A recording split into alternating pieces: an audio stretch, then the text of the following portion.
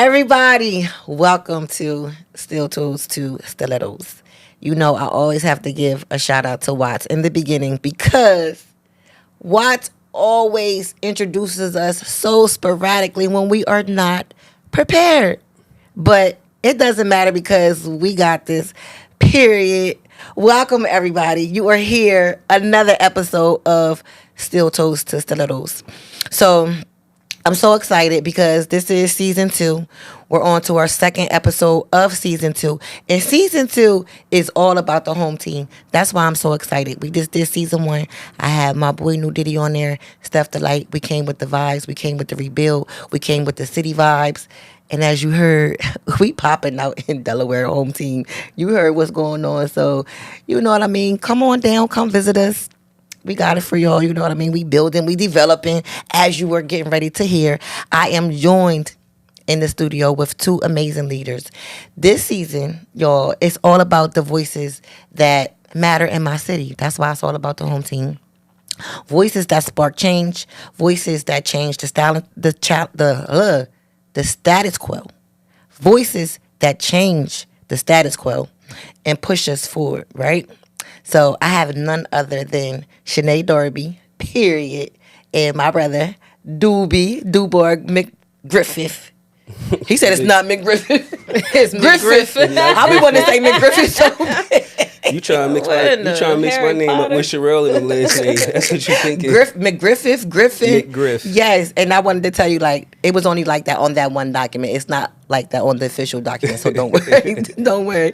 I created that document. But yes, y'all, I am here in the studio. I have Miss Shané, I have Doopy here, and we are going to get into it, and we're going to talk about how these 2 are changing from the inside out here in our city, Wilmington, Delaware. So welcome, you guys. Thank you. Of course. Thank you for having us. I was excited to come on here. You was excited? Yeah. You ready to pop your shit? Yeah, let's go. What I we want you to talking pop about your first? shit, okay? I'm really chill. Like, I'm really a chill person. You gotta get me there. They be getting me there. They be taking you there. Yes, I'm really chill. I really be chill. I'll be in the background, but I'm ready when it's time to get there. That's what I like about you, because that's the only time I see you pop your shit, and you don't be really popping your shit on some old, you know what I mean? I'm just talking because I got a mouth and I know what to say and I talk slick. When you popping your shit with a purpose, and you giving off facts, you giving off knowledge, and I be like, oh, what she say? Yeah. That's right, girl. That's right. Tell them.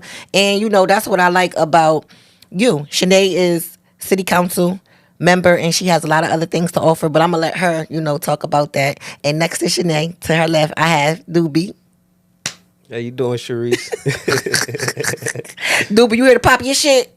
I don't know about popping my shit, but I'm gonna definitely let the people know. Excuse our language. Excuse our language. Excuse because my French. This is a platform for us, you know what I mean? And when we come on this platform, we want to be comfortable. We want to be able to express ourselves in the way that we want to express ourselves. So, you know, don't be offended. Don't, you know, look at us crazy, you know what I mean? We just in our own world, in our own, you know, energy. Like, so just sit back and relax and enjoy the ride. So we're going to start off and we're going to get into the interview. We're not going to, you know, delay or wait any longer. As you know, Shané, you are young, bold, and not afraid to challenge the system, right? What sparked your journey into politics? Because, you know, a lot of times when I see you popping your shit, it is political, you know what I mean? And for me, y'all, what I don't like about myself in the political world is that I'm not that knowledgeable of politics. And I be wanting to pop my shit too. But I don't be knowing what the, like, I can't. So, you know, I stay in my lane. If I don't know what I'm talking about, I stay in my lane. So what sparked your journey into politics? Yeah, I never know how to answer this question because it can go as far back as to me, like how I was just born as a person and child. I've always been like a vocal person. I always challenged things. I always questioned. I was like a big reader when I was a kid, so I read a lot. I didn't know much about politics. Like, I didn't come from a political house. Okay. Like, my dad's side of the family, they from Newark, New Jersey. And then my mom, like, I'm literally the first person to be born here on my mom's side of the family. They from Jamaica. Oh, wow. So, yeah, so, like, literally. But so I always been, like, super, like, just vocal. And my mom, as a kid, she always was big on us knowing our Black history. and specifically Black American history, because I identify as a Black American. Yes. So she was real big on us like knowing our history. So like, you know, I ran for office when I was like in 7th grade. I ran for student president, and then I lost it because I got in a fight at the school bus. Right, popping your shit. The bus stop. Popping your shit. Listen, because I'm gonna tell you, I'm not a fighter. But if it's time to fight, I'm gonna fight. Right. You know me? Like, I'm not gonna provoke the fight. You gonna catch that fade. I'm not gonna say I want to fight you. Right. But if you come step to me, I'm the type. You're not going back down. Like, I'm not going back down. You're not no pole. I'm ready to go. Like, I am not. So, like, I always been, like, you know, into my academics, doing all of that. I grew up on 27th and Creston. So, I grew up over North Side. Then we moved to 38th Street when I was in middle school. And when I moved there, I also ended up going to a public school. That was eye-awakening for me because I came from a Catholic school and academics was different. And I saw that, like, the kids I grew up with in my neighborhood, I would play with them, but I didn't go to school with them. So now I go to school with them, and I realized that there was like a unbalance in the education system. Like, the education I get, my friends wasn't getting it. Right. I saw that and witnessed that, and I actually spoke out against it. I tried to start like a Black student union at my school. They wouldn't let me into AP honor courses, so my mom came down there cussing them out. Why did you care so much?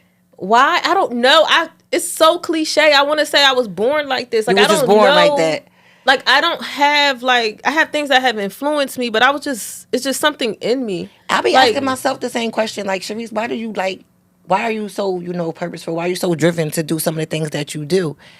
And I don't be having the answer either. Yeah, I don't know how to answer that. I just like it. But there's stuff in me. Yeah, it's just in me. There's stuff that has influenced it, definitely. Like, me getting pregnant in high school with my daughter influenced that. Like, that put, like, another drive or motivation in me, right? Because I was like, everybody was like, your life is over. You can't go to college anymore. And I was supposed to go to Howard University, run track and all that. I wanted to go to a HBCU, experience that. And I was like, everybody was like, nah, you got to go. Nothing's wrong with Del Tech. Not shading. Everybody's like, you got to go to Del Tech, do some CNA, nurse assistant. I'm sitting here like, I don't even like touching people in this way. I'm not going to do that. And my friend, one of my best friends was from Philly. And she was like, you know, you can hop on the R2 train and go to Temple. Because I had got accepted to Temple. But I had accepted Howard University. Then I found out I was pregnant. And I was like, all right. So I wobbled down to the R2 train to the train station, and I got on, went to the admissions office, was like, listen, I need to come end And you went to Temple? And I ended up going to Temple. And you graduated from Temple? Yep, I graduated from Temple. I actually stayed for my master's. I actually did my whole master's program up at Temple University. With a baby? With a baby. With my daughter, Sanaya. We commuted for like the first year or two. Who's we? Me and my daughter, Sanaya. I would take her up there with me. I would drop her off at daycare in Philly. Oh, she went to daycare in Philly? Mm-hmm. And then Temple University had a daycare center. So I would drop her off there, and then I would go to class, and I would pick her up, and then we would come home. Or my grandma used to watch her a few times. My mom, like, I had a lot of family support, too, during that time. So that put, like, another, like, in me. That is really, I like that. That's something that I'm not saying that I'm supposed to know that about you, but this knowing that you was a single mother and you and your child commuted back and forth to Philly, this for you to go to school.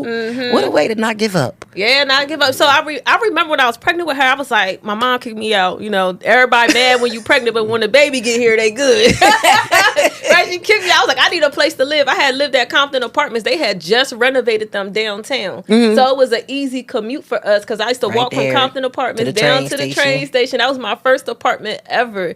And that was like a game changer because it was income based. So I'd be like, listen, I ain't working this semester. Zero my rent was $0. You hear me? Zero rent. So, like, I don't know. I think, matter of fact, I ain't never going back to work. I'm never going back to work. You hear me?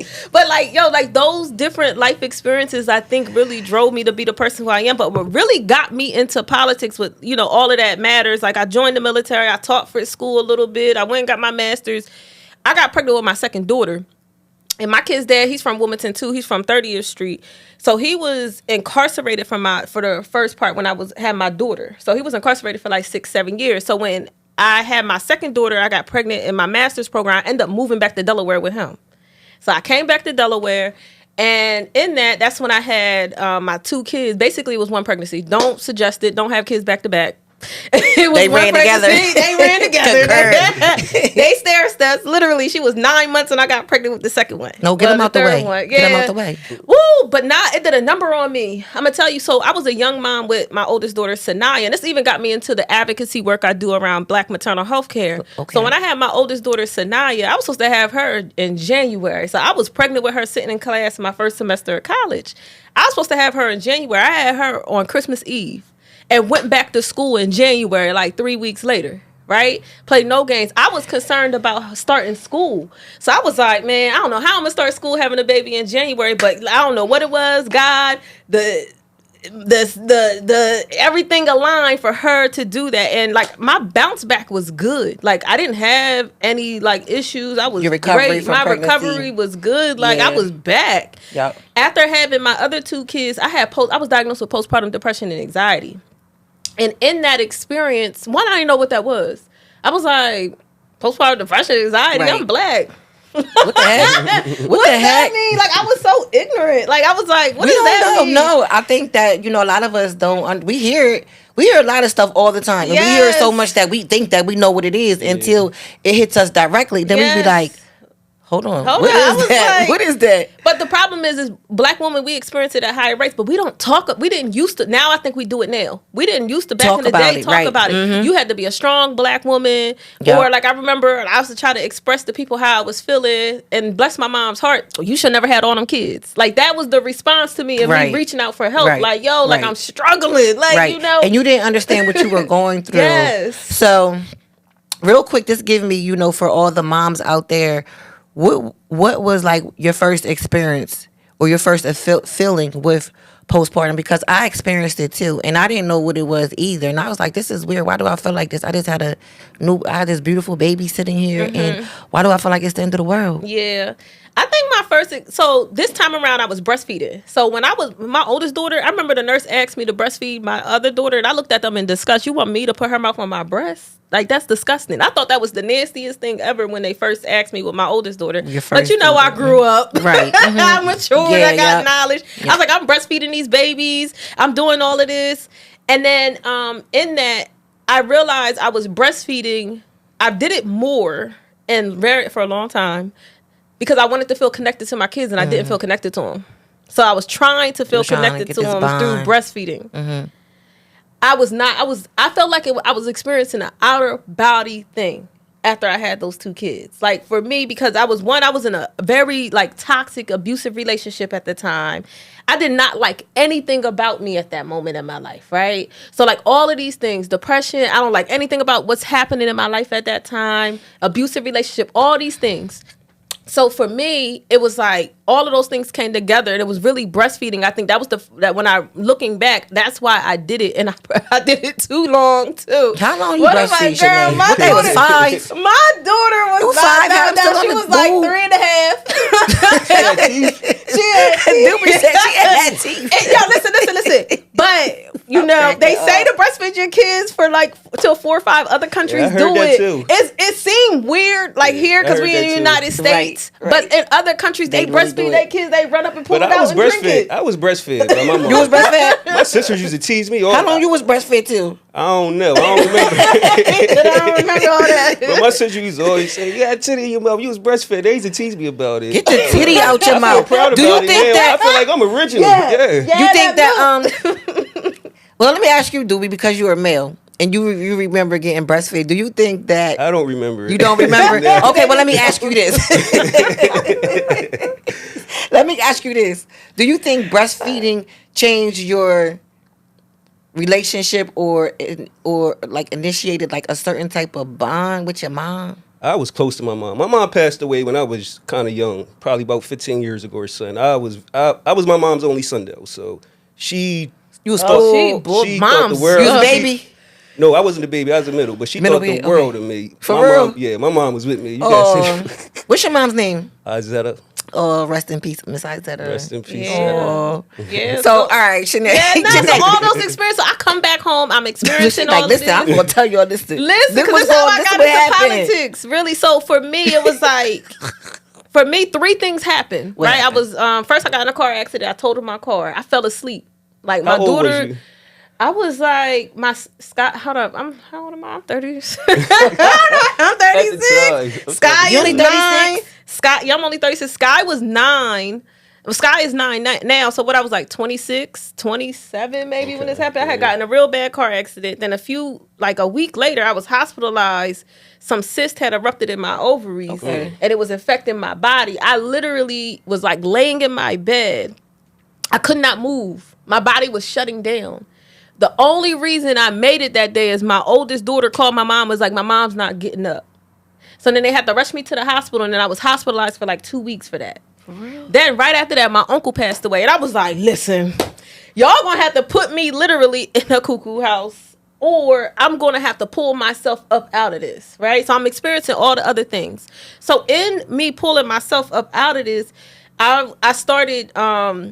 I got out of my relationship I was in. I was like, got to get rid of that. First foremost, period. Right, like I had to do that, and I started doing like little. I started doing like little things. I didn't like what I looked at when I looked at myself in the mirror. So I started like, all right, I'm getting my hair done. I don't care nothing. $40 this check, get my hair done. I pause. I'm sorry, I gotta stop. No, you you good. Pause. I gotta stop you because even though we're talking about how Shané erupted into politics, her whole story is a whole rebuild your life story. And you know, here at Still Toast to Stilettos, that's what we represent. It's all about, rebuilding your life. Still Toast to Stilettos is all about getting it from the muck, tragedy to triumph. And it's all about rebuilding. So as you speak, you know what I mean? You were telling a whole different story. I'm like, Shané, be quiet. Don't talk, because this is a whole nother episode. Like, I don't want you to keep talking. We going to turn this into another episode. We going to turn this into a whole nother episode, because now you are dropping, what you went through. You know what I mean? The things that you went through when you was down at the bottom, and how you built it back up.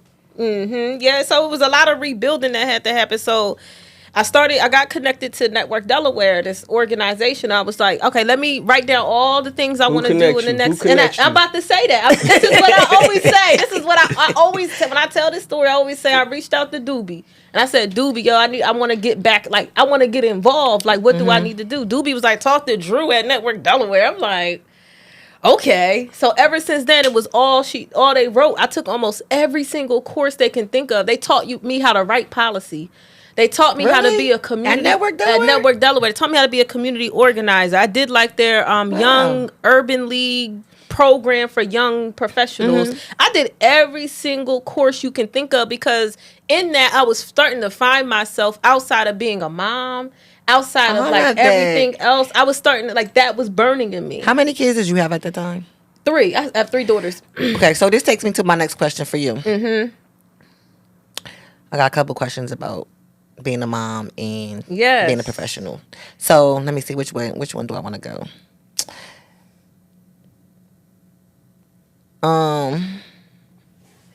Balance. The balance between motherhood, because now you talking about how you did all this stuff while having a baby, while having kids, being a single mom.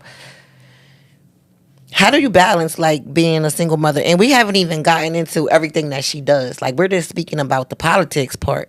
She does a lot more. Like, you're a doula. You just opened up your women's clinic. And the women's clinic is brand new. That's something new that is now on your plate. And I'm pretty sure then you're like a paralegal, or you have some type of I'm in the Army National Guard. I'm a paralegal in the military. Yes, see, she does all these things. Like, she does all these things. Jamaican.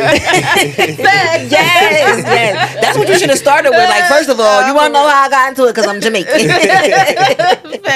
But how do you? And you're only 36. Like, that in itself is so inspiring. I love that. When I get tired, I'm gonna think about you. When next time I get tired, I'm gonna think about you. But this whole time you're talking and you're telling us your story. How did you balance all this? Because you was grinding, like, you had all this motion, and it was all, you know what I mean? What I'm hearing, it was all about you just really finding yourself. Like, you doing all this stuff just to find yourself. But how did you balance it? Sometimes I did well at it, and sometimes I didn't. And I know when I didn't, it's like sometimes my kids would be like, I'll come home, they be like, "What, you gonna be on another meeting?" Like, you gonna be on the phone when you pick me up? I'm like, oh, okay, I gotta do better. And that, like, I like when they remind me of that, because sometimes you get wrapped up in like your work and trying to do those things. So then it reminds me to fall back from those things. So I had to learn how to really organize my life. Honestly, I started like using like I follow a calendar. So like I block off, like my kids are number one. I'm not going to miss my kids' stuff for anything. Not for city council, not for Black Mothers in Power, not for anything. Like they come first in those moments and things. So I think for me, it's hard to balance it. Like I have messed up. My kids is probably going to be like, yeah, my mom stayed on a meeting. That's going to be their trauma. They gonna understand. I believe they'll understand. Yeah. That definitely too. It's yes, they understand as they get older. You know, as they get older and they grow, they're gonna understand. And I could see them taking on that same hustle, that same motivation, and get it from you, and they're gonna be right on phone calls too. They're gonna be right on the phone calls. I definitely see it in them now too. And sometimes I have to tell like my oldest daughter, like, yo, pace yourself and make sure you have self-care, because those are some of the things I didn't do early on, because I was like, get the bag, get the grind, complete my goals, and I never thought about the self-care piece in my mental health. So I'm telling her now, like, that's cool, you have all of this, but think of your self-care and mental health. I want her to apply those things early so she don't experience burnout the way that I did. Yes, absolutely. And I love that. I love that. And I think self-care is one of the... It's so, like, prevalent now. You know what I mean? Back before, people probably did self-care, but, they did... I don't really know how to say it, but... People are on self-care now. Like, self-care is like in the top three things to do. Mental health, self-care. Yes, and whichever way you feel as though is good for you. So, I'm just totally impressed because you're still young. Like, you still are, to me, very young. Like, I have a son that's like 5 years younger than you. Mm-hmm. You know what I mean? Mm-hmm. So it's like almost like, girl, I almost could have been your mom. Yeah. But you so grown though. But you so grown and mature. So it's just like, this is crazy. Like, life is this something else. Like, it's just something else. And where did you get, what's the hardest part about, being the voice of the community? Like, being this voice, representing your people. You know what I mean? Like, what's the hardest part about that? You have a lot of people around you, but you sometimes still feel lonely. Or in that, it's like a lot of people see you as like, I feel like you're the mover and shaker, so they just follow you. And sometimes you don't want to be the leader. You want it to co-lead or be a group thing. Mm-hmm. But sometimes people like leaders and just want to follow. I'm not big on that. Like, I want to be able to do this with multiple people. I don't have to be the lead. I don't have to be the leading voice. I want to be able to have people like other people in our community where we're able to do this together. I don't want to feel like I'm doing it on my own and y'all just following me. Hey, go ahead, Shané. Good job. Like, no, come in the grind with me, get in the mud, let's do this. Like, I think that has been the hardest thing, and it has, for me, at the end of last year, it had impacted my mental health so bad. Like, I had to plug out of politics for a little bit. I had to like do another rebrand of like who I am as a person, my life, my goals, where I was going, because I felt like because especially when you were the voice, you get a lot of haters, which it comes with the territory, but I get like racist comments. Like, I get called N-words, niggas. I get called bitches. Like, I get called everything, and not like in good ways. I get fake pages made about me. I get threats. I get people who write letters to my house and won't put their name on it. Like, I get those things that people don't see behind the scenes.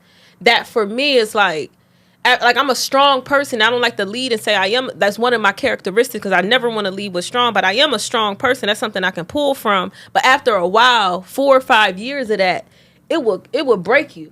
And that's literally what happened to me, right? So I think that's the hardest thing for me, is like, how do I balance my mental health as I'm navigating and pushing for my community who wants me to be the voice? Right. And like, sometimes I think like, I don't even want to do this. What am I doing? I could just I can Sis, stop right now. listen. I can stop right now, but then I feel an obligation to my community, especially a community I grew up in. Like I feel that obligation, and two, this might sound like cliche, but like my ancestors, I feel like my ancestors, like this is like a purpose. Yes. You ever feel like you're doing something? Yep.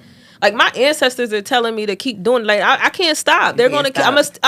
I'm gonna keep coming into this situation. I asked myself that same question. I'm like, Cheris, why are you doing this? Because, truth be told, I put more money into it what I make. And I don't really do it to make money, even though you can get money from doing all these type of things. But I don't know, my thing wasn't to make money. It wasn't to make money. It's just something that I love. It's just a passion. I'm like, why do you do this? Because it's a lot. Yeah, it It's is a a lot. creative. It's a lot. You're creative. Yeah, and then I'll be like, okay, if you stop, are you gonna be okay with that? Like, if you just stop, when you wake up tomorrow, you gonna be okay No, with that? you're not. I'm not. So it's like, I all already know That's you're the not. answer. Like, that's the answer. Yeah. That's the answer. So I want you to tell us about the doula. I want you to tell us about that. And then after we talk about that, we're gonna get into doobie because then I want to get into what y'all got going on together. Okay, cool. So Yeah. you're in the military. Yeah.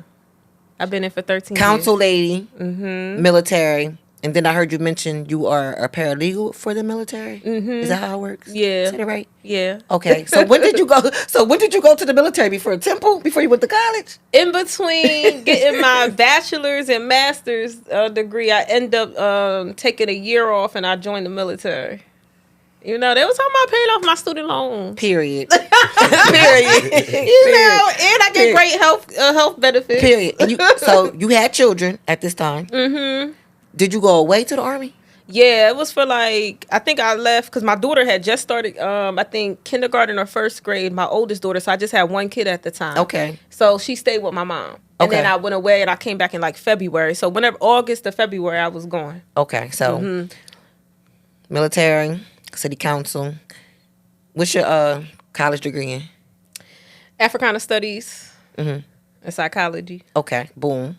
All right. And now we're on to the doula. Yeah, doula. So I first heard of the word doula when I was pregnant with Sky and Sam, my last pregnancy. When I found out, and I was trying to find a doula, and I could not find a doula, and I could not find. If I did find a doula, they didn't accept Medicaid. At the time, I was on Medicaid, and they were not. I couldn't find any black ones. So Why I was did you like, want a doula? Why? So I started joining all these Facebook groups on black moms who breastfeed, black moms who gentle parent. I was like, oh, gentle parenting, what's that? You feel? I learned how to parent differently. Black moms who baby wear. I started joining. It was like when Facebook groups first got popping, right? But it was like, oh, black moms do this. All right, so I started joining, and then all of them were in there talking about doulas and midwives and stuff. So I'm just reading and watching from home. Doulas, I gotta find me a doula in Delaware because they were doing great work in other parts of the states talking about doulas, midwives, breastfeeding, gentle parenting, all sorts of stuff. And I was like, yo, where is that here? And I couldn't find it. I couldn't find a doula. I could barely find a black midwife. I could barely find. I was trying to go to breastfeeding groups. I'll be the only black person there. For real? Yes. Wow. I'm like, where are my people at? So that's what really got me into starting Black Mothers in Power because I'm like, I know black women want this. I know I'm not the only one who wants And this, need it. right? And need it. I know I'm not. It's just that there's not a community built here in our state for it. So how do I create that community? And that was through Network Delaware. They helped me build that. Got you. And that's how I got there. But a doula is basically there's the difference between a doula and midwife. A lot of times people mix up the words. The biggest word you need to know is non-medical and medical. Okay. Midwives are medical. They go to school for a long time and they specialize in giving birth. They specialize, we're going to get the babies out. Doulas are non-medical. So they specialize in supporting people before, during, and after pregnancy. So they do everything else but the birth. Okay. Right? And you can specialize. Some people want doulas. There's different type of doulas. You could be an abortion doula. You could be a postpartum doula. That's what I am. I didn't know that. I don't want to see babies come out. Not my thing. But I want to work with moms in the postpartum part, like after the baby is here. So you can just be a postpartum doula. That's what I went and trained to do. So there's all sorts of different types of doulas, specialties. I didn't know that. I just thought it was just like one doula and they just did the same thing. Everybody's different. And then it's based, some people are like real spiritual, so they want like a Christian doula. So then they give you something different. So there's different types of doulas. So you have an organization that has different types of doulas? Yes. That you could provide black women or any mom with doula services? Yeah, so we serve all people. Like all families, all people get served. But we have a unique special love and interest in making sure that we're culturally competent for black families. Got you. And I like that. And why? Like, because black women has the highest rates of everything. Like right now, the focus is us. We have the highest rate of deaths for us and babies. We have the highest rate of any negative thing you could think of in pregnancy. Black women has it. It's not because we were born black. It's not because genetically there's something wrong with me. It's because of this historical and current systemic system and how they treat black bodies and specifically how they treat black women to why it even exists. Right. Right. So for me, it's like I have to highlight and honor that. And then in this day and age, people were like, you should change your name. You should change and take black. Because you know what, everything happened politically in the world. And they're saying they're not giving money to people who's highlighting black or woman. And I'm like, nah, I'm going to stand 10 toes down. Right. Like, this is what I'm talking about. Yes. If I don't get any more money because I'm saying black woman, then so be it. I'm not gonna move to another country and live on an island anyway. So now, Bye. Don't give me no money. Like, I'm stopping everything. Like, this is the time that I'm done. I'm out of here. Yeah, I would leave. Y'all gotta give me no money. But I'm out of here. So now you have a doula clinic. Yeah, so it's a maternal care center. So we're going to do everything for right now because it's different phases, pre and post birth. So pre-birth would be anything you need with like mental health, dental. We're gonna have a nurse practitioner there, a food nutritionist person. So anything you would need before the baby gets here when you're pregnant. We'll have ultrasounds. We'll have all of that there. One-stop shop. If you're experiencing domestic violence, if you have substance use issues, if you have food insecurity, you'll be able to come here and get those services. Y'all, this is so major. This is all happening right here in our hometown, Wilmington, Delaware, by none other than Miss Shané Darby, who has, this is like, I know you just on the inside, you sitting here talking about it like real humble now, but on the inside, I know you got to be doing somersaults and backflips and freaking jumping up and down. Yeah. Because this is freaking it's major, incredible. Right? It's major. This is such a need. And it's satisfying a need. For the community. Name the services again. Yeah, so food nutritionist, therapist, dental, ultrasounds, nurse practitioners. We'll have it in a domestic violence, substance use, food insecurity. You need to find a job. It's a one-stop shop that you'll be able to come during your pregnancy and then after your pregnancy. Now, once we get to phase 3, which we're only in phase 1, we'll have birth spaces where you'll be able to come there and actually deliver your baby. Yes, so we want to do the water pool thing. A lot of people want to do the water births, and we'll have different rooms for people to come and give birth where it's culturally competent. It feels like a home. It feels like I want it to feel like you're in your apartment giving birth. Yes, God bless your heart. Oh, God bless you. God bless you. Yes. So is this, you have to have Medicaid? No, we're going to accept any insurance. So you don't if you don't have insurance at all. Yeah, so in the state of Delaware, we passed legislation. Period. That if you are pregnant, you automatically get Medicaid. Okay. And then up to a year after you give birth, you'll still stay on Medicaid. Information, jewels drop, resources, period. Yes. That is amazing. That is freaking amazing for hometown Wilmington, Delaware. Congratulations. Oh, thank you. You got a lot of work on your hands, girl. Where the maternal health center at? It's over North Side. Where's that? It's over North Side. We're at over North. 25th Market. That part. I like that. Yeah. And that was another reason. I was looking at another location over the east side, which I love the east side. Like, that is like Black Mecca for me because it has a lot of Black history over east side. And I was like, okay, this is dope. I'm right in the community. But when I found the location over north side, I was like, yo, this is home. Like, Northside is home. I'm You like, in the heart. yeah, I'm in the heart. And I'm like, I represent this neighborhood. It's a neighborhood that, not saying the East Side doesn't need it. Like, I'm not saying that, but like a neighborhood who really needs it. And it's in the, like, In the heart. it's in the heart. And it's like, right, like in the neighborhood I grew up. I used to walk to Miss Renee's. Like, she walked over to the maternal care center and hugged me. And she was like, I remember you used to come get your hair done. See, like, I used to walk. this is crazy. Now look, you got a whole woman's clinic. Yeah, and on I the wouldn't have block? never imagined. Like, I knew, like, there's something in me was like, you going to do something, but I never imagined that. So, not at all. Oh my goodness. Y'all, you know we didn't. We got to get to going because you know she got stuff to do, y'all. She been in here telling us about her whole life story, and I'm looking at the clock. I'm like, girl. Let's talk about what we got going on. So we got talk about it. Talk about it. Yes, let's. We're gonna move. Listen, you heard. We're gonna have the information up on the screen. Tell them where to follow you at. Tell them where they can find all this information at before we And move she's on. fundraising as well. Yeah, Yes, tell 'em. fundraising, we can always accept money, but Yes. if you visit our website, blackmothersempower.org, you can get all the contact information about to get in contact with me or to sign up to volunteer. You can become a member. You can get involved in many ways with our other programs if you're interested. So just visit blackmothersempower.org. Okay, blackmothersempower.org. You can visit there and you can find any information regarding all of these endeavors for women and probably anything else that Shané got going on. Follow her on Facebook and all that. So we're going to transition and we're going from advocating for mothers to reshaping policies that impact us all. And it's very clear that the work is very much, grassroots. And this is like dope. Like, Yes. we ain't waiting. we ain't not. sitting around waiting. But it don't stop here. It don't stop here, right, Doobie?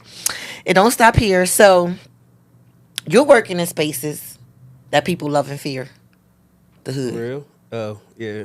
The hood. We love the hood, but it's a risk. It's a hazard going through the hood, right?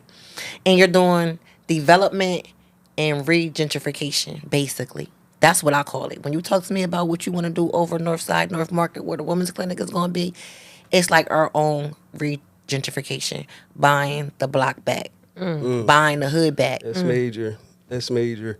So, yeah, probably almost a year ago, it's not even a year, I just became the executive director of Northeast Community Development Corporation, which is the organization that's going to spearhead development in North Market Street. So basically, we just like the quarterback agency for over Northeast. Y'all want to talk about what y'all got going on first in case you got to head out? Shané, she the councilwoman, so she's writing legislation. She could probably give you... She's writing legislation for the initiative over... So basically, it's a citywide initiative. Okay. But it started on Market Street because we noticed where OK Discount was, they shut it down and they was building something. So I called Shané, like, Shané, I don't know what's going on over here. I can't figure it out. But I need some, you know what I mean? Need the insight. You need some insight. Need the intel. And she called me back with a lot of intel. Yeah, I called and I was like, so what's going to happen at this place? They was like, oh, they're building another, like, convenience store. And I'm like, okay. We have 2, 3 already. Across the street, I think, or down the street, it's already like 3 liquor stores in a 2-block radius. Then we got a smoke shop in between those 3 liquor stores. Another corner store is not going to do this community any good. Like, we don't need another community store. Another corner store or convenience store. That would be 4 on 1 block. 4 on 1 block. For what? For them what? to provide us unhealthy food. They sell things at high prices. So higher than what they supposed to be. They don't bring any benefit to me, any benefit to the community. We don't need another one. So I was like, what can I do as a council person to like halt this? Because what I want to see is fresh food. I want to see businesses in our community that help our community thrive, right? And that provide some type of benefit. So I was like, okay, what can I do? So I looked at what other cities were doing.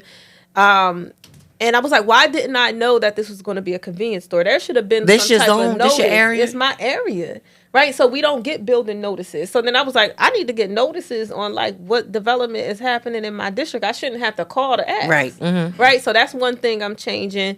And then I'm also like, okay, let's put a moratorium on any more convenience stores. Let's stop any more convenience stores or corner stores, whatever you want to call them. I call them corner stores, but to stop them from being built in our community, and let's have a conversation on what the community actually wants. So hold on. So before before this actually took place, you were already had this vision idea for North Wilmington, right? Mm-hmm. Before OK Discount shut down. Yes. Right? This was already kind of like in the makings. Like the vision was there, the development was there, and now that time is going on.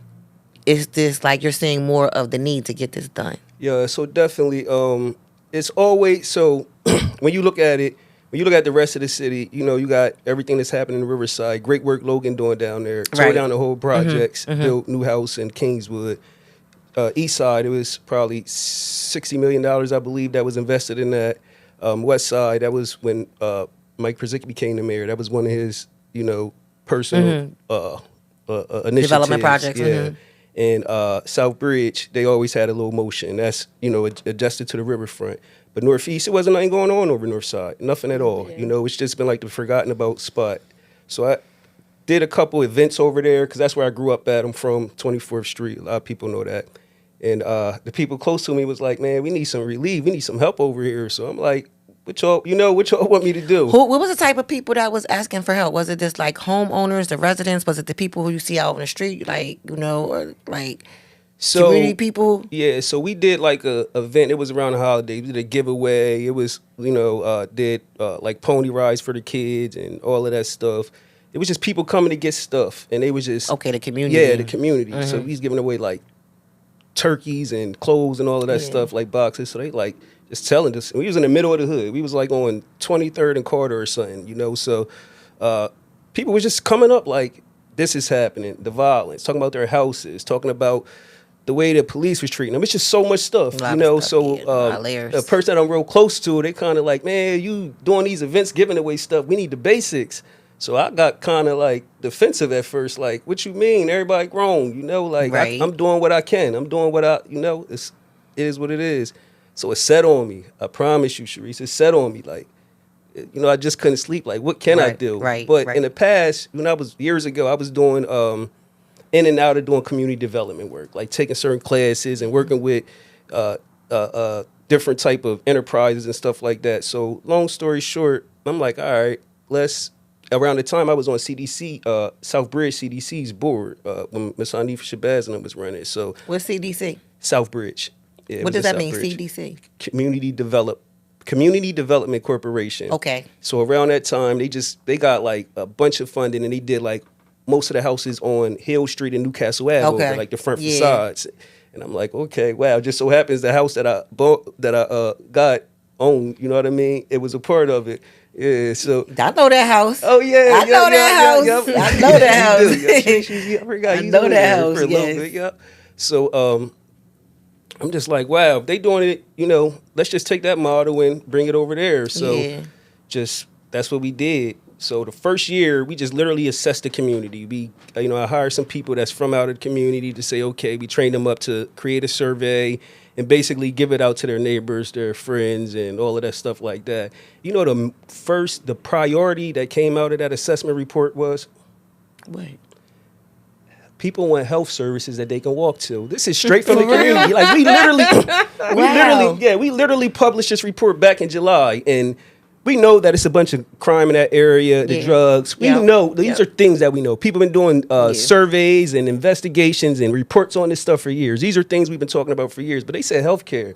So I'm like, this has to be the priority. This is new. So, you know, I'm thinking in my brain, how can we bring Jefferson here and Christianity care and all of this stuff? Just these amazing plans, because I'm out there. You know, I'm way out there. I'm crazy when it comes to vision. Yeah, they both read. These are both readers. They like nerds. Like, and I like being around them. I like that because I'm not a reader and I'm not a nerd either. But I want to learn though. I'm definitely a nerd. I want to learn though. I want to learn. I'm definitely a nerd. So look, on the left, on the low high. Ain't even on the low. I'm just like a fly ass nerd. I guess. You know what I mean? Period. So look, check this out. I call Shané for something. I don't know. I call her often because I'm always complaining, Shané, I need this. What's going on with this? So she like, something, and she like, yeah, I just got this spot on 25th. I'm doing a maternal health care clear. I'm like, what? She was like, yeah, son.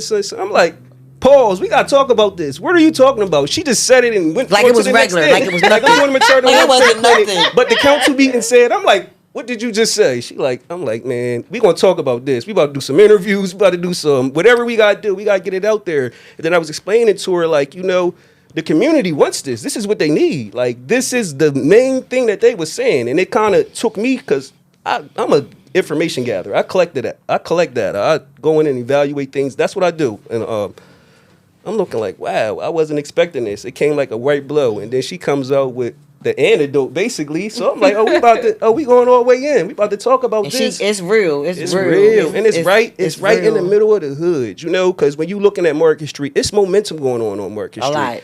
It's, we got the library coming down on, what is that, 40th Street, around that area. It's going to be major, a whole campus-like situation. And then Damon Wing, because he building them houses right in front of the graveyard. Yep. Derek Reed has got some projects might be going on. And some spots. It's all up and down Market Street stuff. Black going Market. On. Black Market. It's the Black Market Street. It's black. And it's not that we want to make market. it about race, but it starts with us, and that is a and predominantly for black real, area. I look at it as advocacy, because right now we are in a place where we can say all this stuff, racism, this, that, and the third, which I know exists, but us as black people, we don't own almost nothing in America. We own almost nothing in America, and we have owned things in the past. When you look at the 50s and all that back there, our ownership. Went down. So something is not happening. We missing something. Integration. Yeah, but that's another topic. Yeah, that might be. Y'all want to come back? Long story short, man, we need to buy. Y'all gotta come back. We do. Y'all gotta come back.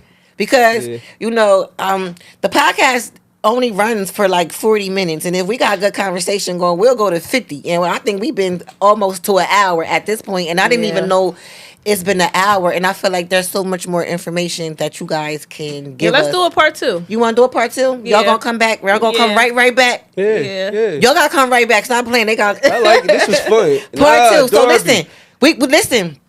We ending just like this because they already said we're gonna do a part 2. It's more information that we have to that they have to give, more important, pertinent information. And we need y'all to get involved. Yes, because this is our community. We built in our Mecca now. So this is Still Toast to Stilettos.